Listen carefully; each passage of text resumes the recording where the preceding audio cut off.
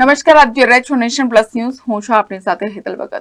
રાજ્ય સરકારે વડોદરાના કલેક્ટર એબી ગોરની મુખ્યમંત્રી કાર્યાલયમાં ઓએસડી તરીકે બદલી કરાઈ છે, જ્યારે વુડાના મુખ્ય કારોબારી અધિકારીની મોરબીના ડીડીઓ તરીકે બદલી કરાઈ છે.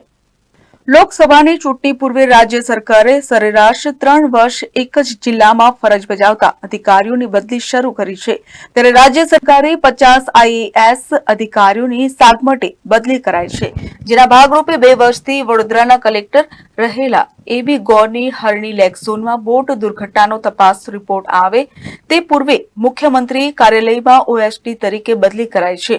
વડોદરાના નવા કલેક્ટર તરીકે જામનગરના કલેક્ટર બીએ શાહની નિમણૂક કરી છે, જ્યારે વુડાના મુખ્ય કારોબારી અધિકારી જે.એસ. પ્રજાપતિની મોરબીના ડીડીઓ તરીકે બદલી કરાઈ છે.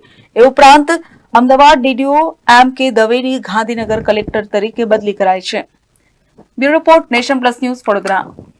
સમાચારોના સતત અપડેટ માટે નેશન પ્લસ ન્યૂઝના યુટ્યુબ ચેનલને સબસ્ક્રાઇબ કરો, બેલ આઇકન દબાવો અને ફોલો કરો ઇન્સ્ટાગ્રામ, ફેસબુક અને ટ્વિટર પર.